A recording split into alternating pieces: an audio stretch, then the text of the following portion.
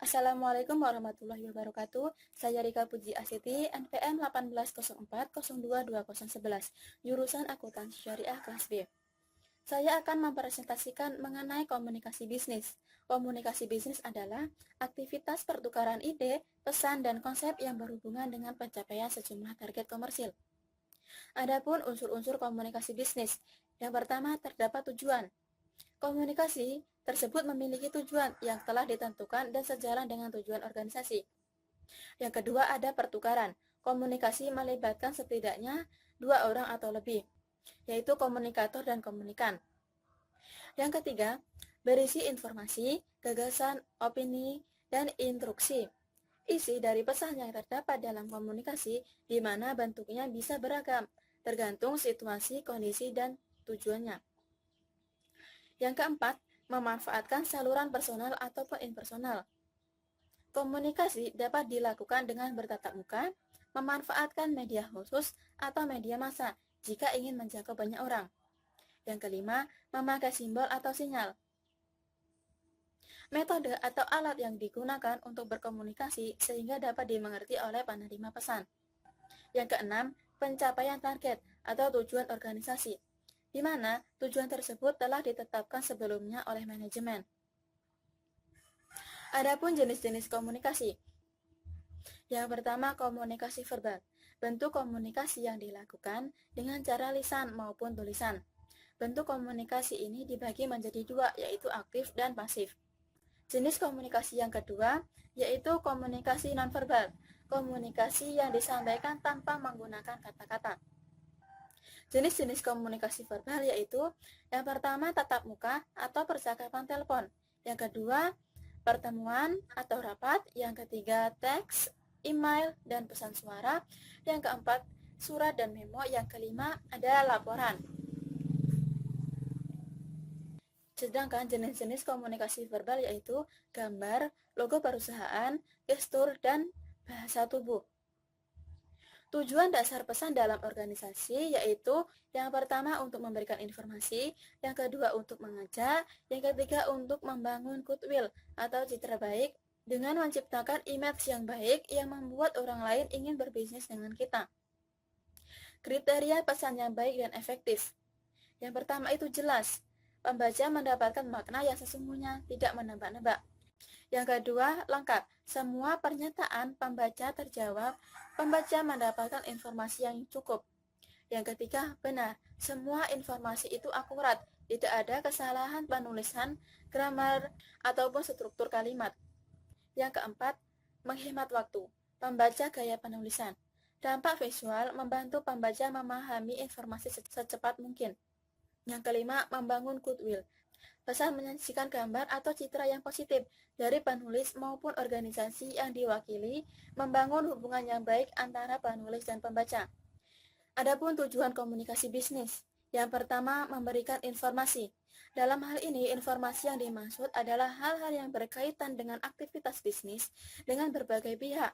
Misalnya, seorang manajer marketing ingin meningkatkan penjualan produk baru, maka ia akan mencoba memasang iklan di berbagai media. Masing-masing media pun memiliki kelebihan dan kekurangan, dari sisi biayanya maupun dari sisi impact yang didapatkan. Cara menyampaikan informasi di setiap media juga menjadi faktor penentu keberhasilan iklan tersebut. Yang kedua, melakukan persuasi. Persuasi adalah cara berkomunikasi yang digunakan untuk mempengaruhi dan meyakinkan orang lain. Persuasi sering dilakukan dalam aktivitas pemasaran agar orang lain terpengaruh dan membeli suatu produk, dan juga dalam penegasan konfirmasi pesanan konsumen agar tidak terjadi kesalahan pemesanan. Yang ketiga, melakukan kolaborasi. Kolaborasi adalah bentuk kerjasama, interaksi, kompromi antara pihak-pihak yang terlibat secara langsung dan tidak langsung, yang menerima akibat dan manfaat. Dengan adanya komunikasi yang baik, maka kerjasama bisnis dapat dilakukan dengan lebih mudah. Adapun fungsi komunikasi bisnis. Yang pertama, fungsi informatif. Fungsi informatif digunakan oleh para manajer dan karyawan dalam melakukan tugas-tugas mereka secara efisien. Beberapa informasi yang dibutuhkan terkait dengan hal berikut. Yang pertama, hal-hal yang berhubungan dengan pekerjaan, mengenai tujuan perusahaan, prosedur, peraturan, dan lainnya. Yang kedua, standar kerja dan laba perusahaan. Yang ketiga, sosio-emosional perusahaan secara umum. Fungsi komunikasi bisnis yang kedua yaitu regulatory.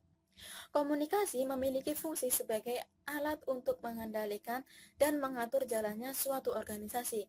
Bentuk komunikasi ini dapat berupa perintah dan laporan. Yang ketiga itu fungsi persuasif. Fungsi persuasif berlangsung saat terjadi komunikasi dan interaksi antar karyawan, di mana tujuan komunikasi tersebut adalah agar orang lain dapat menerima ide seseorang. Yang keempat, fungsi integratif. Integrasi yang terjadi dari dalam perusahaan akan membuat perusahaan tersebut dapat beroperasi secara terpadu dan utuh. Hal tersebut hanya bisa dilakukan bila komunikasi dan koordinasi di perusahaan berjalan dengan baik. Adapun playbook untuk menganalisis masalah komunikasi bisnis. Playbook merupakan alat bantu dalam menganalisa permasalahan dalam komunikasi bisnis yang terdiri dari beberapa pertanyaan. Yang pertama, purpose atau tujuan.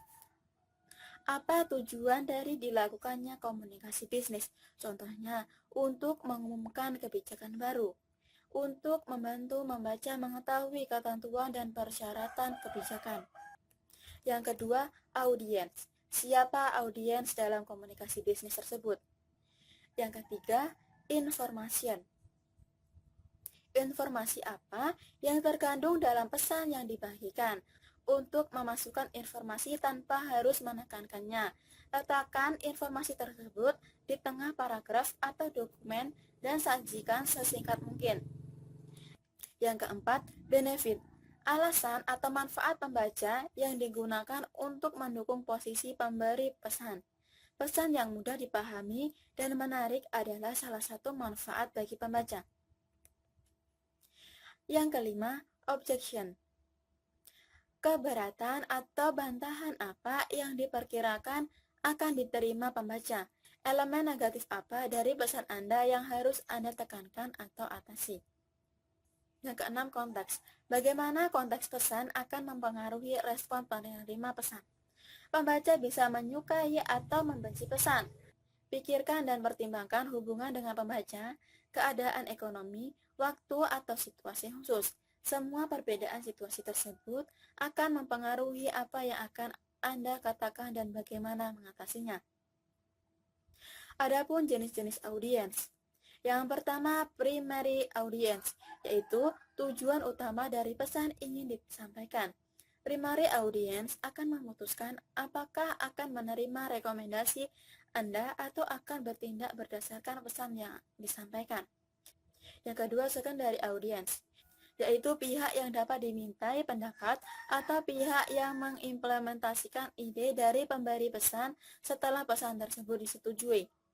Yang ketiga, initial audience, yaitu pihak yang menerima pesan pertama kali, pesan yang disampaikan dan menyalurkan kepada pendengar lainnya. Yang keempat, gatekeeper, yaitu pihak yang berwenang menghentikan pesan yang ingin disampaikan kepada primary audience.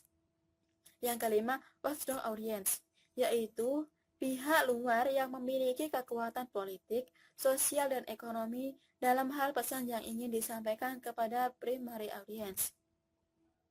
Contoh audiens untuk perencanaan pemasaran.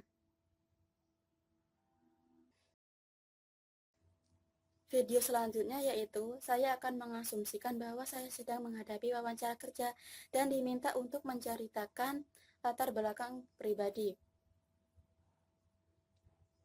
Terima kasih atas kesempatan yang diberikan.